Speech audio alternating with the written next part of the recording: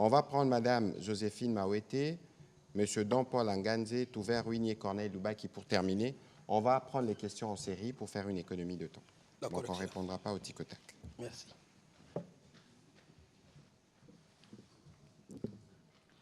Monsieur le coordonnateur, j'ai deux questions. La première est celle-ci. Avez-vous mis en place des mécanismes pour éviter que les programmes soient perçus comme une récompense pour ceux qui prennent les armes? Et la deuxième question... Mais je crois qu'il a fini la question tout à l'heure. Oui. Déjà, plus ou moins. La deuxième question est celle-ci. Quelle est la nature de votre coopération du PDDRCS avec la MONUSCO? Oui, Monsieur Touver Ruinier, allez-y, s'il vous plaît. Merci, Monsieur le ministre, pour la parole m'accordée. Une question. Le PDDRCS est très actif dans le Nord Kivu, où il y a le programme ou le projet Moudawa Amani. Aujourd'hui, ce projet est-il encore important dans la stratégie nationale? Est-ce que vous tenez aussi en compte la question femmes? Comment sont traitées les femmes qui ont pris les armes il y a peu de temps? Peut-être au ministre, je n'ai pas été très satisfait de l'approche dans le cadre de l'accord de Washington. Vous vulgarisez cet accord. La partie AFC M23 dit qu'elle ne peut pas être dans le PDDRCS. Est-ce qu'il y a un mécanisme contraignant de ces accords qui pourrait donner l'opportunité à ceux qui aujourd'hui sont contre la République d'adhérer dans ce programme? Merci. Merci. Je commence par le coordonnateur. D'abord, en termes clairs, est-ce qu'on peut connaître les défis auxquels vous êtes confrontés dans la gestion quotidienne du programme? Mais aussi, vous avez parlé du déploiement vers le Mai-Ndombe, mais clairement, est-ce qu'on peut savoir les résultats là-bas au Mai-Ndombe? Et monsieur le porte-parole du gouvernement, une question d'actualité. Je reprends vos mots. Vous avez dit l'année dernière, lors d'une interview, qu'on ne peut pas parler de question des changements de la Constitution, de révision de la Constitution, lorsque l'intégrité du territoire du pays est menacée. Mais aujourd'hui, ces débats refait surface et c'est même transporté vers les institutions. On voit le président de l'Assemblée nationale, le deuxième vice-président de l'Assemblée nationale tantôt qui a parlé, et aussi... non, le deuxième vice-président de l'Assemblée nationale, Christophe Mbosso, qui a aussi réagi, et aussi... au niveau du Sénat, où il y a la pétition. Est-ce qu'on peut avoir vos mots par rapport à cette situation? Merci. Merci. Dernière question, s'il vous plaît. Merci beaucoup, Monsieur le ministre. Deux petites questions pour le coordonnateur. J'aimerais savoir c'est quoi, ou bien la nature de la coordination de votre relation et le gouvernement provincial dans la mise en place de ces programmes. La deuxième question, concrètement, ce que vous appelez des clients, les combattants, comment ils sont pris en charge? La prise en charge des combattants.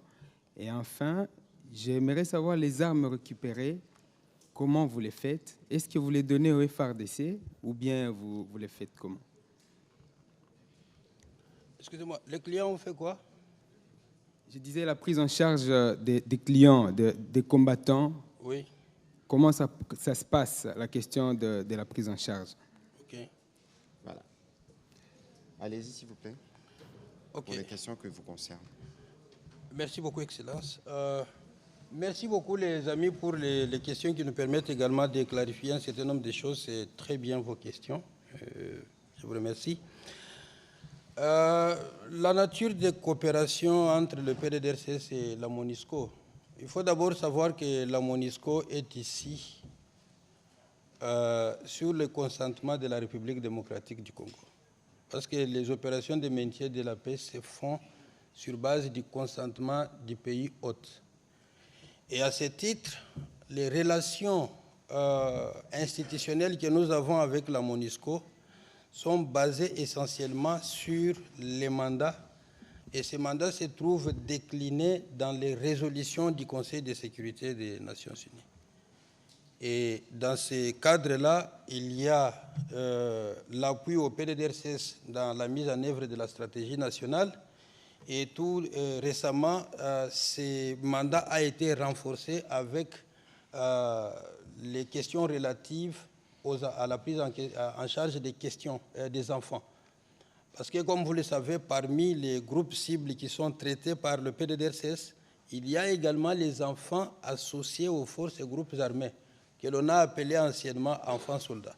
Donc, tout cela fait partie du travail structuré que nous faisons avec la MONUSCO. Mais le travail ne se limite pas seulement au travail de désarmement, démobilisation et stabilisation. On va bien au-delà de ça. Par exemple, avec les bureaux conjoints des Nations Unies aux droits de l'homme, parce que là, vous avez une composante MONUSCO, mais vous avez aussi une composante au commissariat des Nations Unies aux droits de l'homme. On a une coopération très rapprochée, on travaille avec eux, qu'il s'agisse du renforcement des capacités, donc en termes d'intégration de la perspective des droits de l'homme dans les programmes, dans les PDDRCS, on travaille avec eux. Mais aussi quand il s'agit du vetting, donc les screenings des démobilisés qui doivent faire partie du programme, on travaille également avec eux pour nous rassurer que les démobilisés qui passent par le processus n'ont pas de soucis avec les droits de l'homme. Donc voilà un peu globalement, mais il y a d'autres composantes telles que les affaires sociales avec lesquelles, les affaires civiles, excusez-moi, avec lesquelles on travaille dans les volets cohésion sociale, résolution des conflits, prévention des conflits et bien d'autres aussi au niveau des dialogues démocratiques dans les zones d'intervention. Donc ça, c'est pour ce qui est de la coopération avec la MONUSCO. Le deuxième point, c'est le projet Muda Amani, est-ce qu'il est encore pertinent? Je dois signifier que ce projet s'inscrit dans le cadre de la coopération avec la MONUSCO à travers les fonds communs de cohérence pour la stabilisation. Et donc c'est un projet qui a fait son temps, qui a donné les résultats que nous avons tous salués, il fonctionne et donc je pense qu'il est pratiquement à la fin, mais il y aura le moment où on va évaluer pour voir est-ce que les résultats escomptés ont été atteints, mais aussi après quels sont les effets qu'on va tirer de ce programme, parce que c'est très important. Après les résultats, il faut parler des effets. Qu'est-ce qui va nous rester après avoir clôturé le programme? Et vous avez posé une très belle question sur l'intégration de la perspective genre dans les PDDRCS. C'est-à-dire, si je dois reformuler cette question, vous me demandez de vous expliquer comment on prend en compte les besoins des hommes et des femmes dans le programme. Ça, c'est très bien. Au micro, s'il vous plaît, pour être sûr que la voix est captée. Allez-y, nous ne sommes pas sur le terrain où vous parlez à vos clients, entre guillemets, les combattants. Allez-y, s'il vous plaît, on va terminer. Merci, Excellence. Alors, vous savez que les hommes et les femmes, selon la nature des conflits, expérimentent les conflits de différentes manières. Et le PDDRCS est totalement conscient de cette question. Voilà pourquoi déjà même au niveau du recrutement de nos staffs, nous faisons un effort pour qu'il y ait des hommes et des femmes. Et le président a déjà donné un exemple. Moi, dans la coordination nationale que j'ai l'avantage de diriger aujourd'hui, mon adjointe numéro 2, c'est une femme, et l'administratif, c'est un homme. Ça, c'est déjà un signal fort. Et la même philosophie se répercute partout, dans toutes les coordinations provinciales. Vous ne trouverez pas une seule coordination provinciale sans femme. Et d'ailleurs, lorsque vous allez dans le Sud Kivu, la chef, c'est une femme, et son admin, c'est aussi une femme. C'est vraiment un message fort que le chef de l'État a donné à travers ça. Ça, c'est le fondement de l'intégration de la perspective genre. Deuxièmement, lorsque nous constituons nos équipes, lorsque j'ai défini les instruments de profilage des mobilisés, on a toujours les instruments qui sont déterminés pour nous permettre de collecter les infos, selon qu'il s'agisse des femmes ou des hommes. Et notre analyse qui va informer la programmation est basée sur la sensibilité qu'il s'agisse des hommes ou des femmes. Là aussi, si je me tourne du côté des femmes, c'est là que je comprends que dans les zones qui sortent de conflits, les femmes se retrouvent soit comme combattantes directement impliquées dans les conflits, on les retrouve comme victimes, c'est-à-dire qui ont suivi les effets des conflits, ou supporteuses, ou alors c'est elles qui sont en train d'alimenter les conflits. Je me retrouve maintenant au niveau structurel. Au niveau des CCPAB, par exemple, au niveau des provinces, il y a les associations de femmes, et vous aurez vu que chaque fois que moi je vais en mission, j'ai toujours une session fermée avec les leaders des femmes, parce que c'est là où je trouve les bonnes informations. Et je travaille très bien avec les associations et les leaders des femmes. 2 minutes. Ces femmes qui se retrouvent au niveau de ces structures ou de ces institutions arrivent à développer une approche sensible au genre, qui nous permet de mettre les femmes dans des contextes où elles vont pouvoir s'ouvrir, et on organise des focus groups où on regroupe les femmes pour les accompagner. Et on développe aussi les activités qui ne vont pas discriminer les femmes en les mettant dans une caisse où ce sont les métiers féminisés et les métiers masculins. Donc on donne l'opportunité à toutes les femmes de s'orienter, de choisir ce qu'elles peuvent faire en fonction de leurs aptitudes et de leurs choix. On peut aller plus loin avec l'intégration de la perspective genre, mais je vais aller vite pour aller. Les défis, on a un grand défi, c'est le défi sur le plan sécuritaire. Parce que je vous ai expliqué au début que les DDR fonctionnent avec 3 ingrédients essentiels. Je vous ai parlé de la volonté politique, je vous ai parlé de la sécurité, je vous ai parlé du programme. Aujourd'hui, dans notre pays, vous avez, même si vous ne l'avez pas vu, mais vous l'avez entendu. Si vous ne l'avez pas entendu, vous l'avez vu. Dans ce pays aujourd'hui, il y a une volonté politique très ferme pour conduire le processus de DDR-16 avec succès. Pour une fois, vous avez le chef de l'État qui est le président du comité de pilotage. Et ça n'arrive pas tous les jours et ça n'arrive pas partout. Et un programme aussi transversal de grande envergure comme celui-ci. Donc ça vous donne exactement la volonté politique qui vous fait comprendre quelle est la pensée, quel est l'esprit et la lettre derrière la création du PDDR-16. Le 3e ingrédient, c'est le programme. C'est ça que je viens de vous expliquer tout à l'heure. Je vous ai dit qu'en RDC, on a la chance aujourd'hui d'avoir les meilleurs des programmes de désarmement qui vont nous aider à avoir la paix durable. Le grand défi qui nous reste aujourd'hui, c'est les volets sécuritaires, parce qu'on a besoin de garanties sécuritaires pour permettre à nos compatriotes de déposer les armes.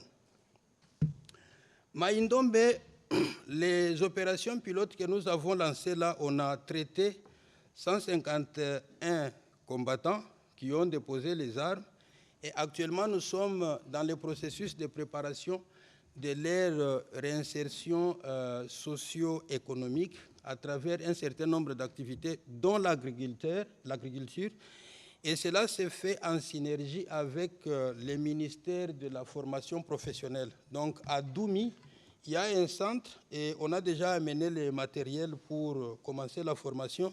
Nous sommes en train de finaliser les rubans pédagogiques pour la formation. Et l'ingénierie pédagogique à mettre en place, là, c'est on va faire une formation sur l'État. Je crois qu'on aura l'occasion de revenir dessus, notamment avec le ministre délégué de la Défense qui avait reçu une mission spéciale plutôt des anciens combattants pour voir comment la situation peut être vite décantée. Alors, je reviens rapidement sur la question de tout vert parce que le journal doit commencer tout à l'heure. Écoutez, il faut lire les chapitres 2 de l'accord, point 2, parce qu'il faut faire parler le texte. D'une manière séquencée et coordonnée, chapitre 2 sur les désengagements, désarmement et intégration, d'une manière séquencée et coordonnée avec les désengagements de force. Et comme les disposeront d'autres accords à venir, les parties appuient les désengagements, les désarmements et l'intégration de groupes armés non étatiques prévus par d'autres accords ou processus, par les processus des désarmements, des démobilisations, des réintégrations communautaires et stabilisation PDDRCS, ainsi que les mécanismes conjoints des coordinations de la sécurité.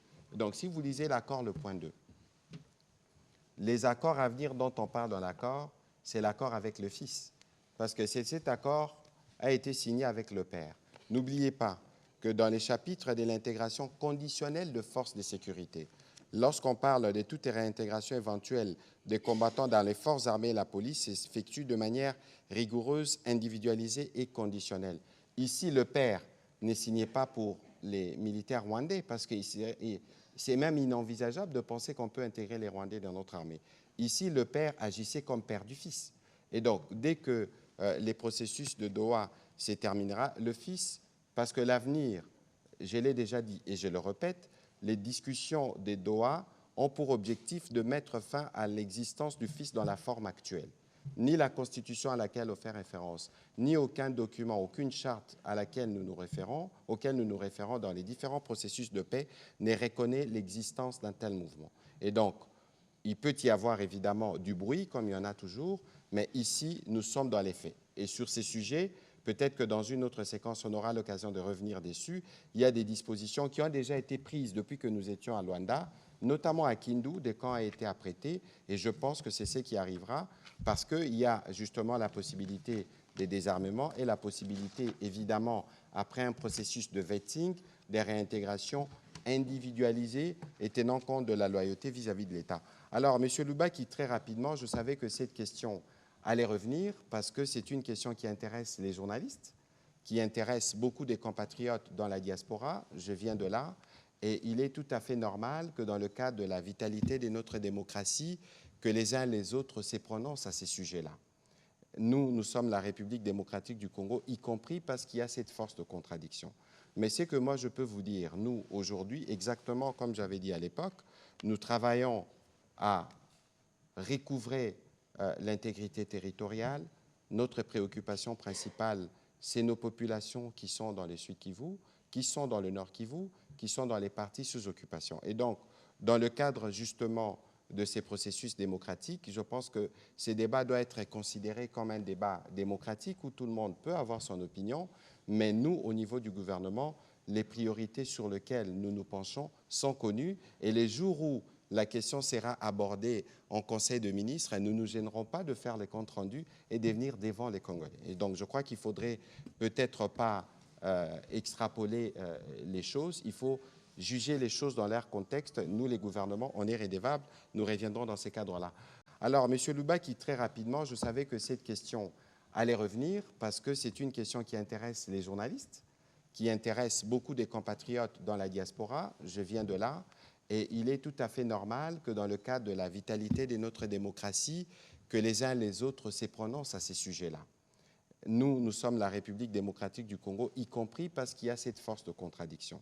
Mais c'est que moi, je peux vous dire, nous, aujourd'hui, exactement comme j'avais dit à l'époque, nous travaillons à recouvrer l'intégrité territoriale. Notre préoccupation principale, c'est nos populations qui sont dans les Sud-Kivu, qui sont dans le Nord-Kivu, qui sont dans les parties sous occupation. Et donc, dans le cadre justement de ces processus démocratiques, je pense que ces débats doivent être considérés comme un débat démocratique où tout le monde peut avoir son opinion, mais nous, au niveau du gouvernement, les priorités sur lesquelles nous nous penchons sont connues, et les jours où la question sera abordée en Conseil de ministres, nous ne nous gênerons pas de faire les comptes rendus et de venir devant les Congolais. Et donc, je crois qu'il ne faudrait peut-être pas extrapoler les choses. Il faut juger les choses dans leur contexte. Nous, les gouvernements, on est rédévables. Nous reviendrons dans ces cadres-là.